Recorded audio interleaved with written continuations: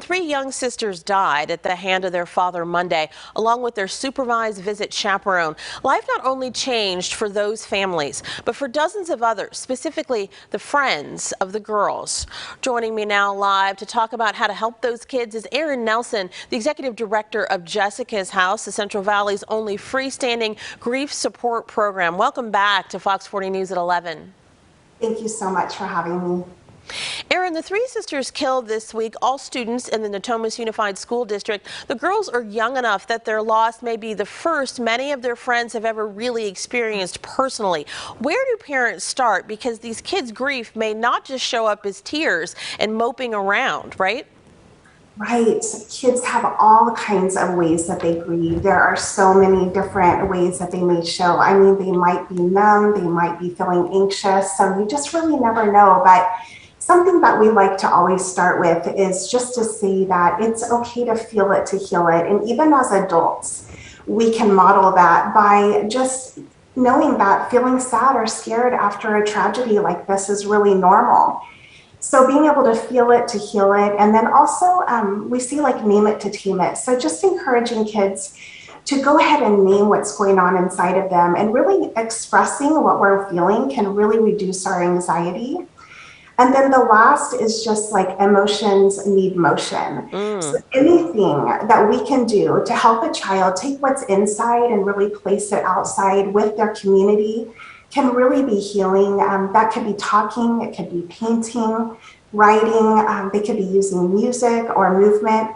Those are all ways that we can really heal. The youngest sister killed was 9, but we know younger and younger kids have a presence on social media. Some of the kids now missing their friends may have pictures or videos that they maybe just took last week, or memories that are popping up on their Facebook feeds. Is having that moving video to look at helpful or hurtful right now?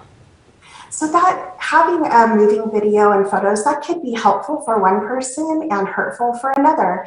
So you just never know, because families, just children, we all grieve so differently. So going through video can really help some people, and going through pictures. And so it just depends on the individual. All right, grief and how we experience it can be very surprising. So parents might need to be on the lookout for signs that their kids have been affected by this deadly shooting, right? Even if their kids didn't actually know the girls killed personally. That's very, very true. And even if we just hear about this, someone is connected to it in some way, they can just have a wide range of emotions. And it really kind of depends on how close they were to the person who died. If they have a previous trauma, what's their unique coping style? Some children are just naturally worried, and some are quiet. Some just want to talk all about it. So they're all so different. And so just being able to watch for all of just that wide range of emotion. And if there's anything specific that a parent might notice in a child that seems concerning, then it would be really important to make sure that they have social support and just support in their community and in their school. Things that are just really key. For as much as parents or teachers try to shield youngsters from difficult details, some of the kids now grieving may know that the girl's father is responsible for their deaths. So in addition to their sadness, they may have fear about someone who's supposed to love them, someone they trust, turning on them violently. How do parents confront that? Yeah, so as we talk about events like this, to really assure children that these events are relatively rare. And it is very normal after we hear about something like this to be more fearful. And so as adults kind of talk to their kids about events like this, being able to use language that fits their age, and also even starting to talk about your own safety plan in your own family can really help, because those really give kids agency on how they can really help themselves feel safe.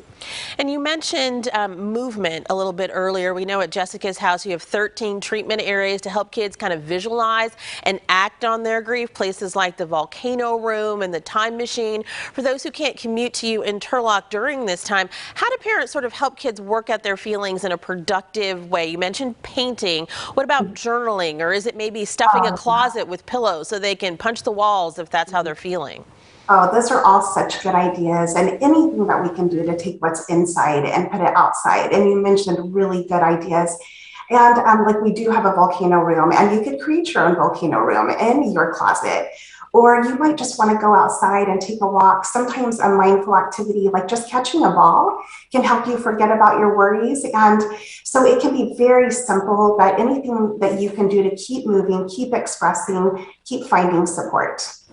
Alrighty, such important information in this very difficult time. We know you offer a Hope After Homicide support group. We leave information about that to our new and improved website. That's fox40.com. Thank you so much for your insight this morning. Thank you for having me.